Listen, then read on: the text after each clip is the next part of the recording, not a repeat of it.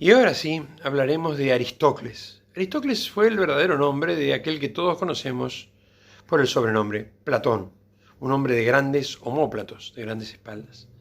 Platón fue tal vez el más grande de todos los discípulos de Sócrates. A diferencia de su maestro, que no escribió nada, Platón se dedicó a escribir y escribió más de 70 obras, utilizando distintos estilos, ¿no? Es decir, de ensayos, hasta poemas, pasando por su estilo principal, el de los diálogos.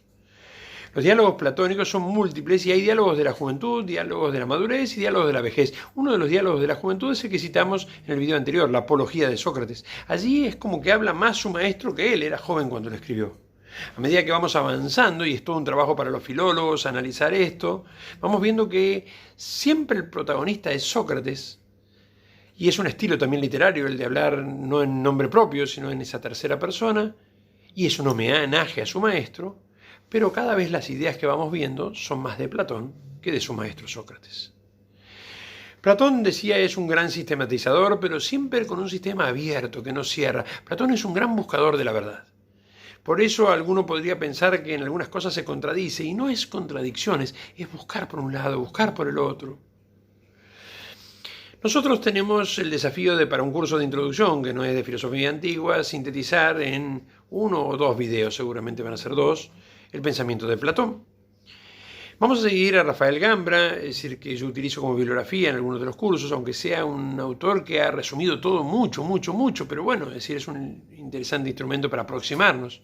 Siempre tenemos Introducción al Pensamiento Científico de Giovanni Reale con sus 4 tomos para profundizar mucho más.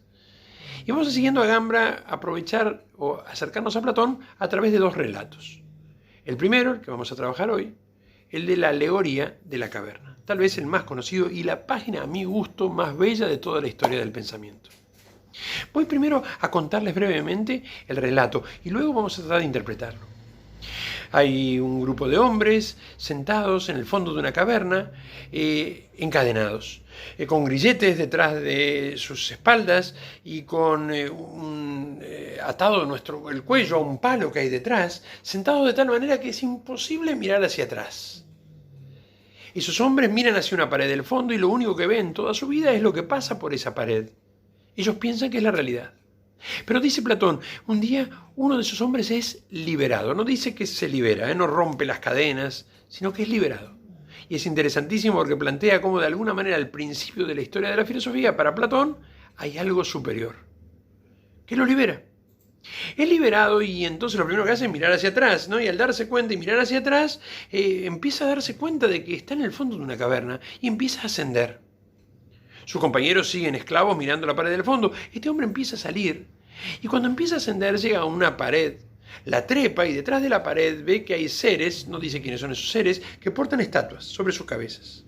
Y detrás hay un fuego, una hoguera, y ahí se da cuenta de que en realidad lo que siempre habían visto como la realidad eran las sombras proyectadas en la pared del fondo de esas estatuas reflejadas gracias a la hoguera. Este hombre sigue avanzando, pasa las estatuas, pasa la hoguera, pasa el fuego y sigue avanzando hasta que sale de la caverna. Cuando sale no ve nada, sus ojos quedan ciegos ante la luz. Pero al poco tiempo empieza a acostumbrarse y mirar al sol. Al ver al sol, al ver a los seres que pasan allí, se maravilla. Ve un mundo maravilloso, ve un mundo fantástico, un mundo de belleza en sí, de verdad en sí, de justicia en sí. Más aún, contemplando el sol, ve el bien en sí.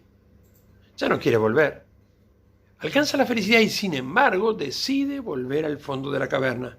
No por temor, sino, y esto es fundamental para entender a Platón, para buscar a sus compañeros de esclavitud, para despertar a esos compañeros.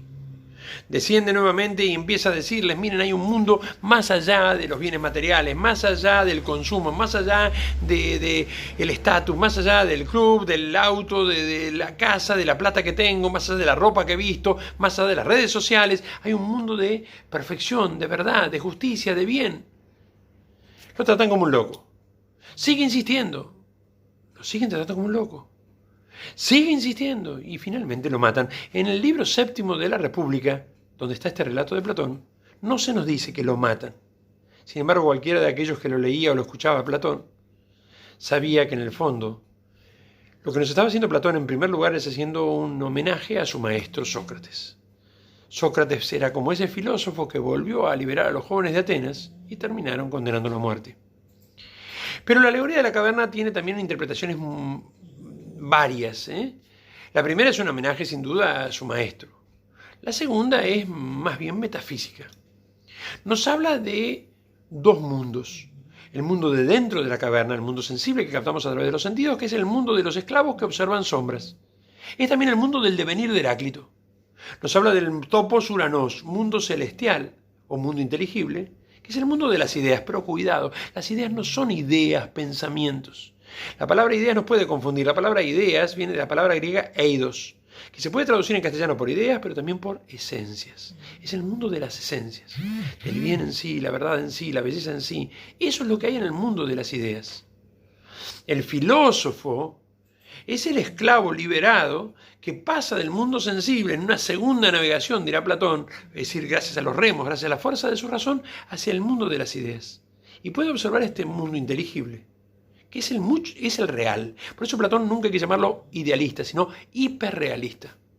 Platón en ese mundo de las ideas, a las cuales le da una realidad, así como está un perro, un hombre, está el hombre en sí, el perro en sí, también la belleza en sí, la verdad en sí, encuentra la felicidad. Sin embargo, fíjense que el filósofo vuelve a este mundo para tratar de liberar a sus compañeros. El camino de ascenso no es simplemente un camino de conocimiento, sino también de virtud. La virtud, las virtudes de las cuales hablaremos en el próximo video, son las que ayudarán al filósofo a ir ascendiendo junto con el poder de la razón.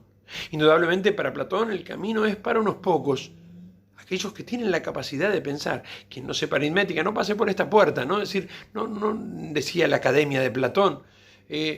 Sin embargo, aquel que logra razonar puede darse cuenta de la necesidad también de ayudar a los otros. Hasta aquí Platón. Hasta aquí un relato de Platón, la alegoría de la caverna. ¿Y qué relación hay entre los dos mundos? En otro de sus relatos, Platón nos habla del demiurgo, un semidios que mirando las esencias de las cosas ha modelado la materia, más caótica, y ha creado el mundo sensible, el mundo de imágenes, el mundo que captamos por los sentidos. La relación entre los dos mundos es la relación de participación. El mundo sensible en el cual nosotros vivimos no es un mundo de falsías, sino de apariencias, de sombras.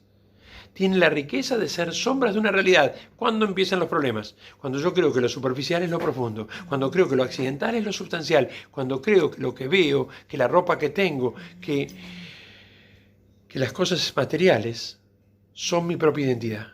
Fíjense cuánto se puede aprender gracias a este relato maravilloso de Platón.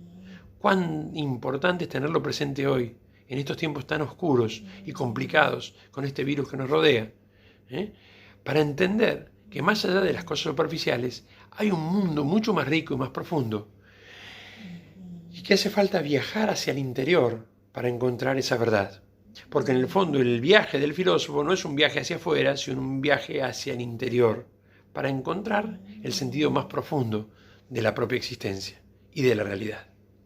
Hay una tercera interpretación que me gusta a mí nombrar de la alegoría de la caverna, y con eso termino, que es la de una prefiguración de lo que acontecerá después. Platón no lo hizo pensando en esto, sin duda que no, pero los primeros cristianos cuando leían este texto lo llamaban a Platón el divino Platón, porque veían en la alegoría de la caverna, no en toda, sobre todo en la segunda parte, a ese que vino desde el mundo celestial a despertarnos, a salvarnos, pero fue tratado como un loco, piensen cuando lo mandaron a Herodes, y luego, como siguió y siguió, lo terminaron clavando en una cruz. Por supuesto que ese llamado Jesús trajo una salvación que no es para unos pocos, los filósofos, sino para todos. Una salvación que adquirimos no gracias a la filosofía, sino gracias a la caridad y el amor. Pero ya hay una intuición en Platón de la importancia de la virtud, de la importancia de la propia perfección y del sacrificio por el otro para salir. Por eso algunos dicen que en Platón hay una prefiguración de lo que vendrá después. Lo dejamos sobre todo para reflexionar, para pensar, y en el próximo relato hablaremos del mito del carro alado, llamado así, no por el mismo Platón, pero sobre un relato que hizo Platón.